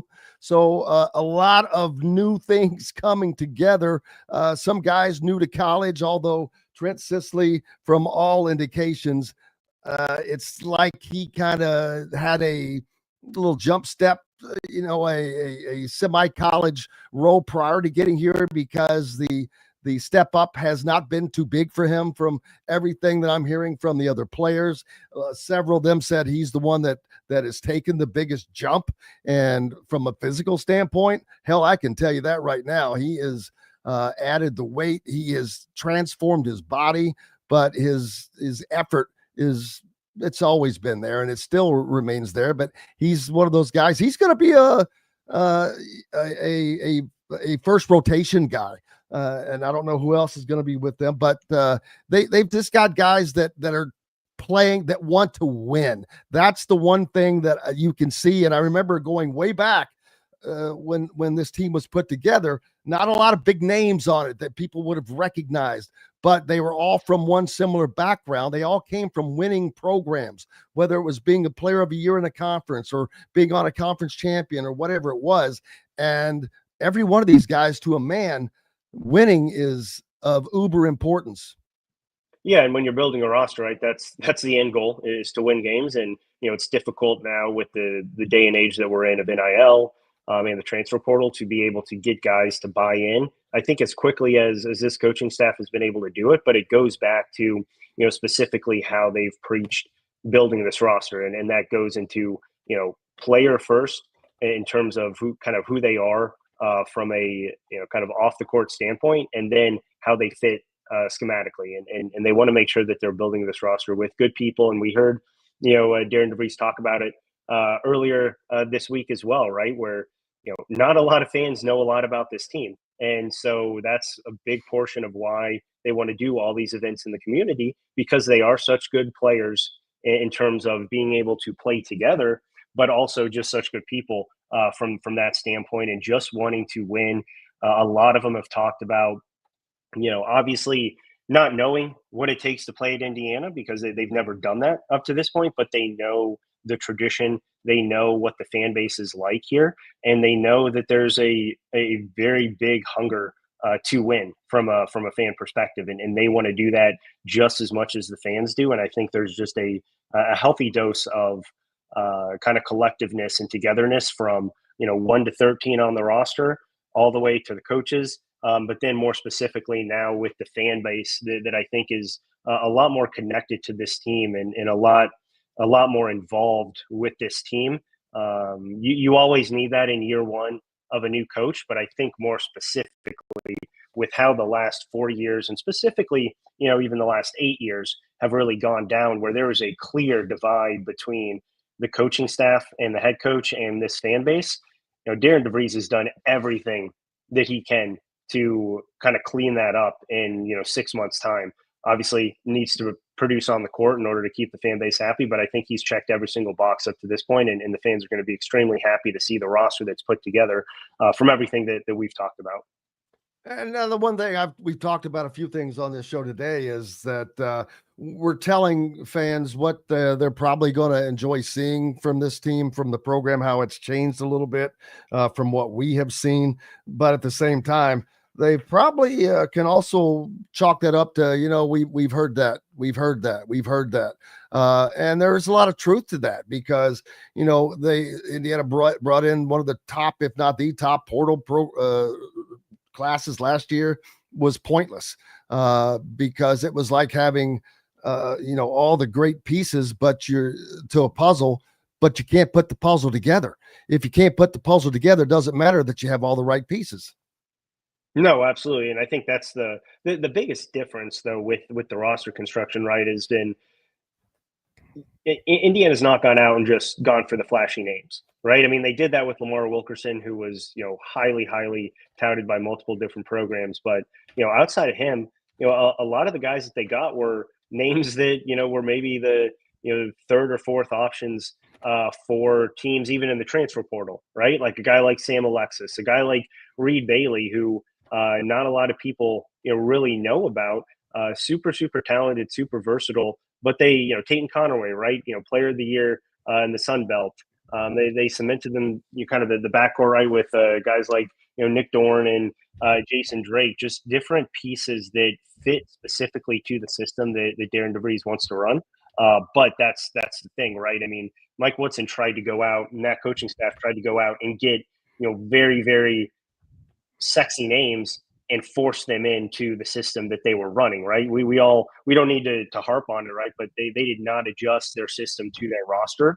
And, this coaching staff is making sure that the players that they're bringing in are very, very specific to the roster or to the system that they want to run. So it's more of them just learning the system, not trying to force the system upon them. And so that's the biggest thing of how these rosters have been totally different, and why, I think there's probably still very cautiously still excitement, but I think more optimism than what I think there has been in the last couple of years, just because there was so much of, we're going to change, but then there never was from a system standpoint and from a play style standpoint. And so I think this year that's why there should be probably a little bit more excitement, because those players fit specifically into what Darren DeVries' system is going to be. Well, speaking of that, without giving it all away, I know that there is a lot of inside intel up at thehoosier.com regarding Ethan Taylor, Anthony Thompson, and Latrell Allman. 3 very, very big names that Indiana is locked in with as far as being in the final stages of recruitment with all 3 of these. Top 25 prospect Ethan Taylor. It's been back and forth. Where, without giving it all away, where are things with him? Yeah, so right now he's on his visit to Michigan State. Everything that I've been told here over the last 2 weeks, right, ever since he took his visit to Indiana and kind of leading into that visit, had been that Kansas had kind of fallen from maybe that top line to clearly that second line. And it looked like Michigan State was probably that other team to really be competing for him with Indiana. So obviously a very critical visit. There was some back end chatter that maybe he wouldn't take the rest of his visits. That still could be a potential option. I don't think he still has Kentucky coming up, and that's in a couple of weeks here. I don't really see Kentucky as an option in this. It looks like it will probably come down to Indiana and Michigan State for Ethan Taylor at this current moment. Davion Atkins, who Indiana was recruiting, is expected by all accounts to land at Kansas when he announces. I believe it's on Sunday. And if so, there's been some conflicting intel there on whether or not Kansas will take 2 bigs. They've traditionally only taken 1. It seems like they will continue down that route and probably only take 1.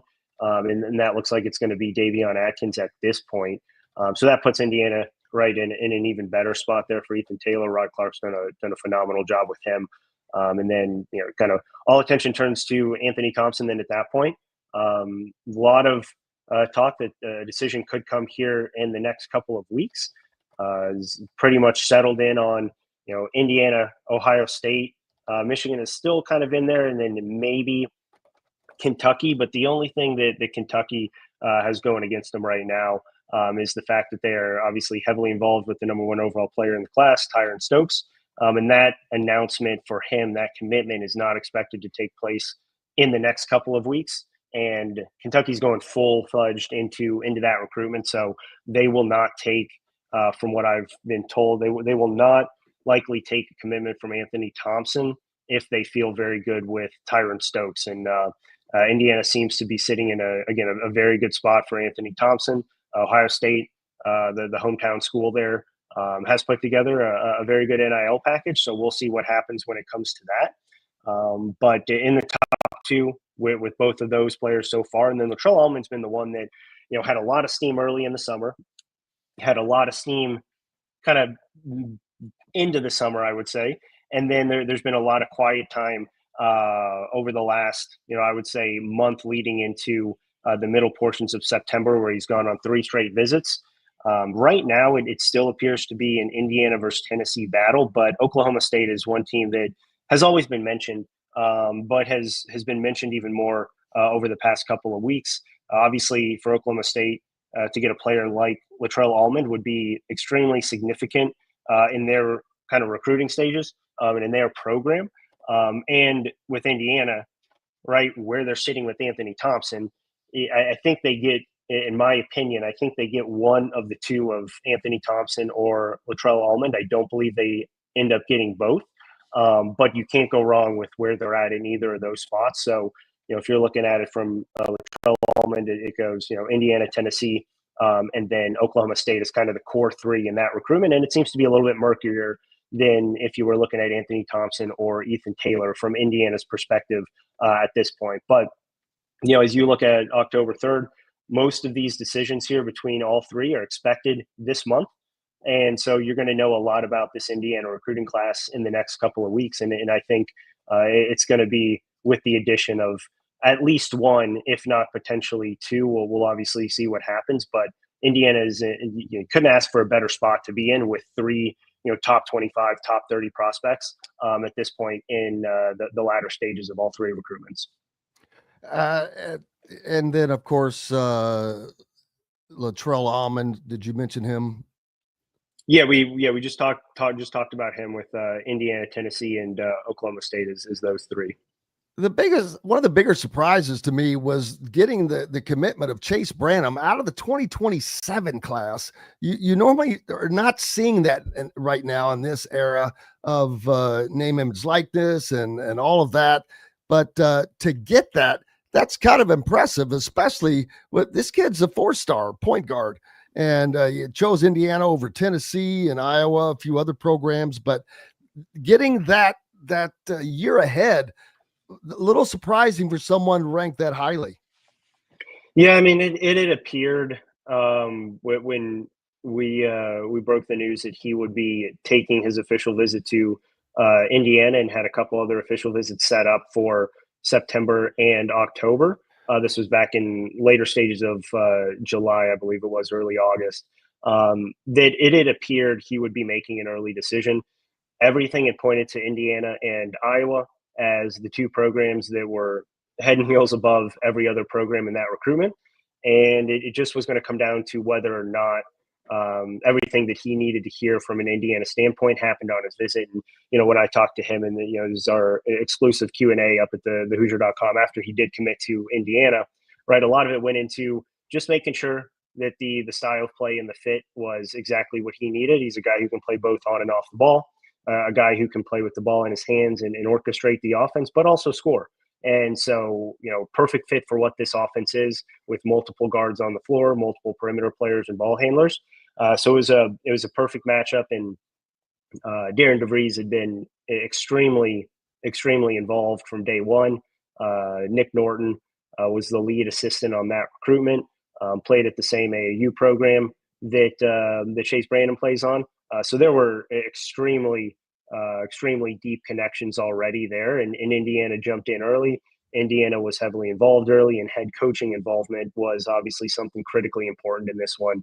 And that's why both Indiana and Iowa were the two teams that were way out in front, because Ben McCollum also saw Chase Branham numerous times throughout the summer, just as Darren DeVries did.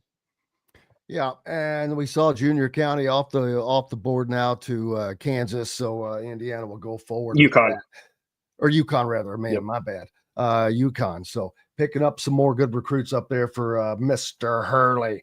Well, what else?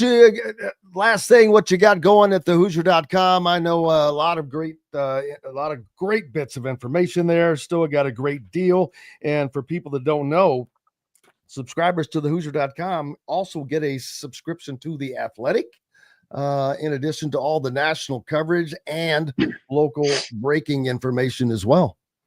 Yeah, obviously, we're starting to take some early looks at Oregon. Obviously, both teams with a bye this week, so it gives us a little bit of a better understanding of kind of where they sit heading into next week. So I have a full notebook up already of Dan Lanning's press conference earlier this week, some of the keys that he was talking about.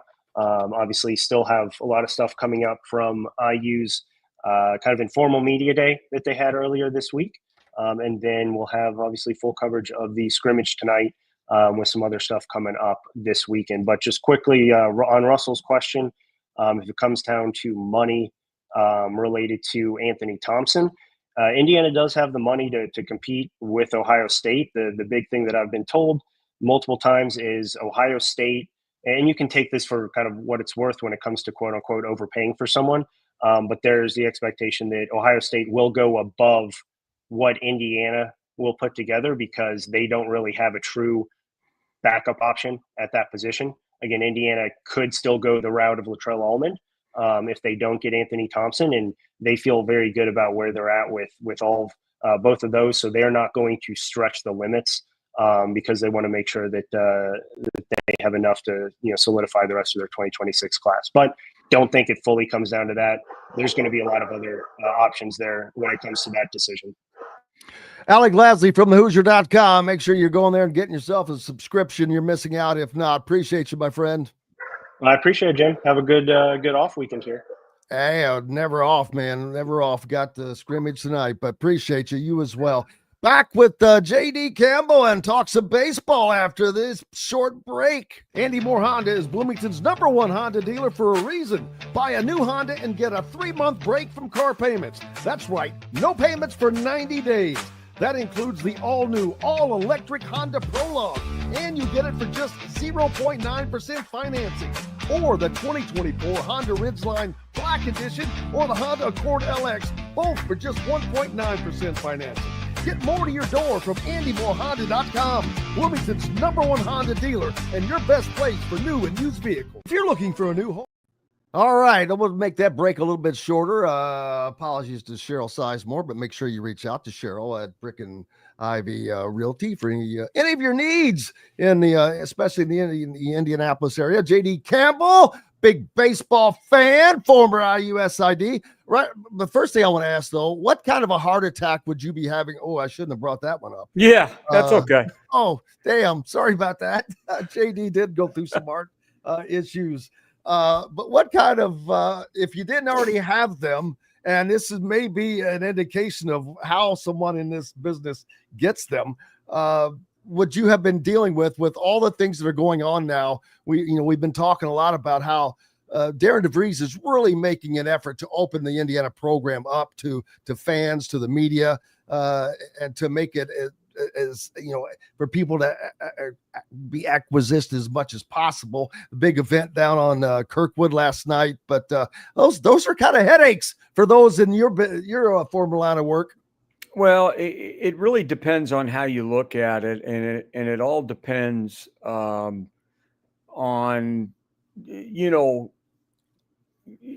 when your relationship with the coach begins, and you kind of lay out the map of the land of what you're dealing with. It seems to me that IU's doing everything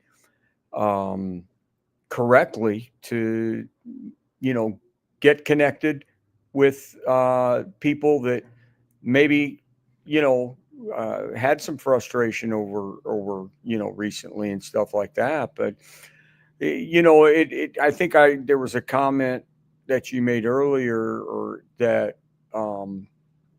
the success on the court is always what is the baseline for Indiana basketball. But, like I say, I don't even know what's going on with just about everything in the sports world. Because I did go to Detroit last weekend for the Lions and Browns to see my son. Went to a church so big I thought that each section of the church had its own area code. And I'll be very honest, I fell asleep in church after the drive, because we leave Saturdays at 8 a.m., drive through, stopped at the one stop at Michigan we always got off on, and my wife was yelling at me like, "What are you doing? What are you doing? What are you doing?" And it was the one we always got off to go to Chrysler Arena and the Big House. and there was a Luke Bryan concert going on. Oh, wow. And so there was a big, I said, I don't think Michigan plays, but and one trivia question. My wife went to the same high school as Sharon Moore, Derby, Kansas. So let's get to baseball, Jim. Well, my Reds are out. Yes. Your Braves were never in, although your former catcher David Ross interested in their managing position that's open. But I'm surprised that the Dodgers are going to. We've only got like 5 minutes as well, unfortunately, because everything went long. But I'm surprised the Dodgers are playing the Phillies. But I guess they can't control that with how it works out. And then you've got divisional foes, Milwaukee and the Cubbies playing again. So I guess things work out how they're supposed to work out. Well, let me talk about a couple former Braves, three former Braves that I think are going to have a huge impact.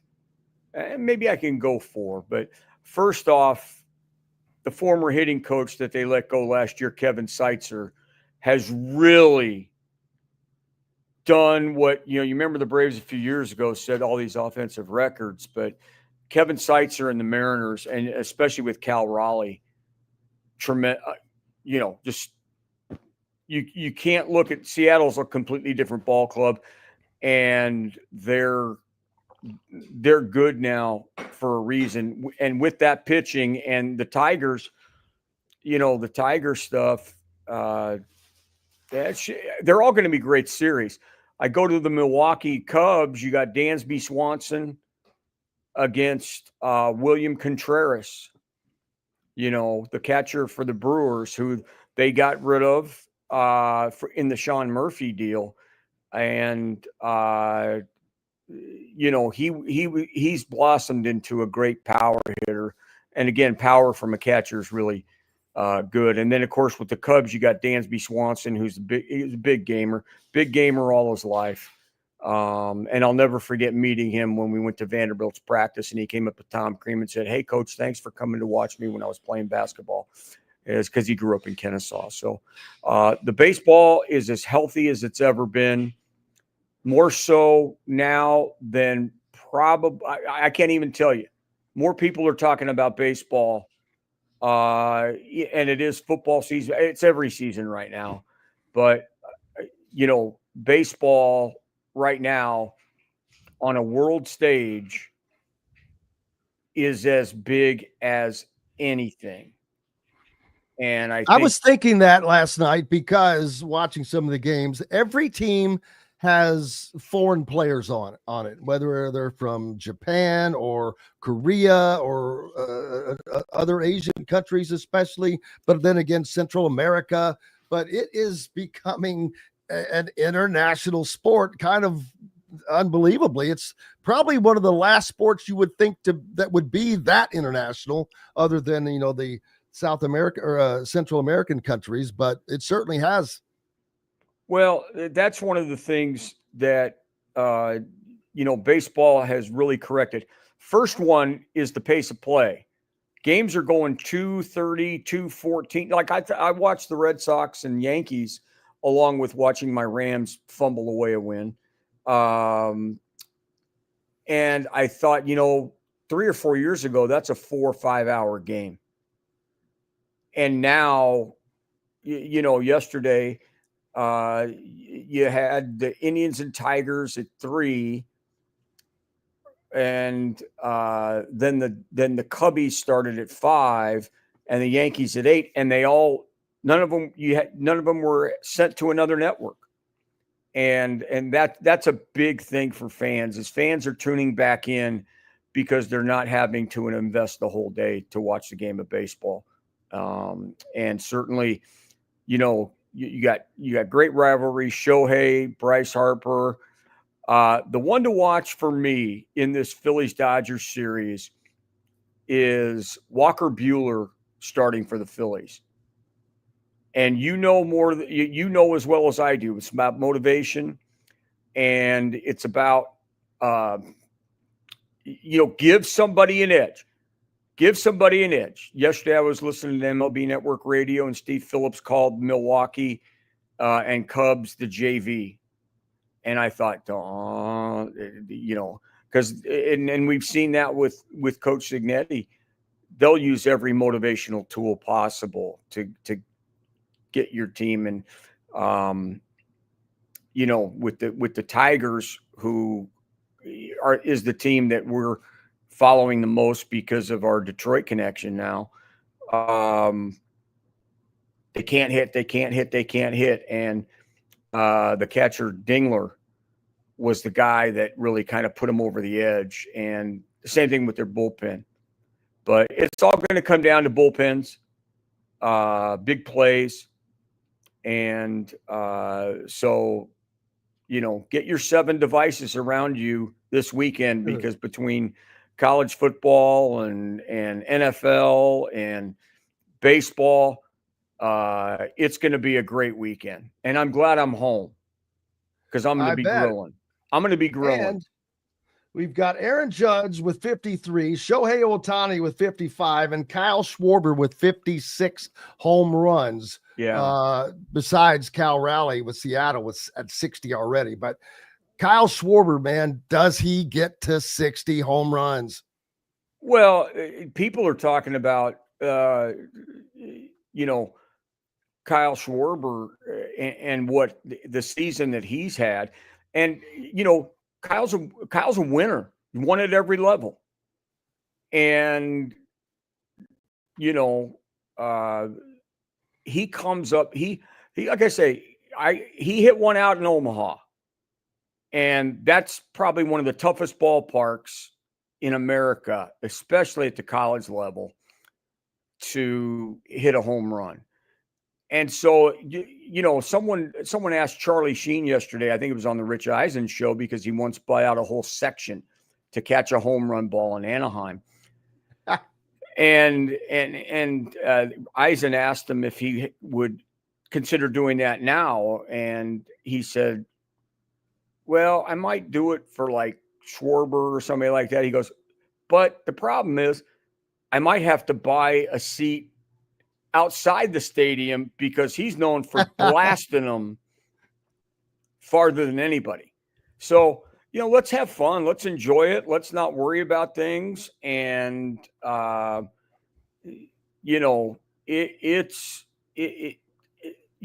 baseball's fun. This is 1970s. This is Bert Campaneris throwing a bat and not getting suspended. I don't even remember the last time there was a brawl in the postseason. And, I remember George Brett getting thrown at by the Phillies in 80. And certainly the Pete Rose, Bud Harrelson one in 73, because I was a Reds fan back then. And still am. I mean, I yesterday I wore a Cubs hat.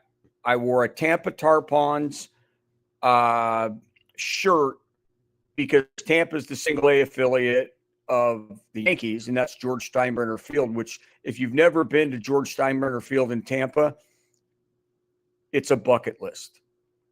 For minor league parks are so good now anyway. And then I wore navy blue shorts for the Tigers. So, covered all the bases, man. And that's very appropriate. Well, hopefully we can do this again as the playoffs roll on. And I hope you get to enjoy a nice, calm weekend. Oh man. I don't know if I may not even get out of bed.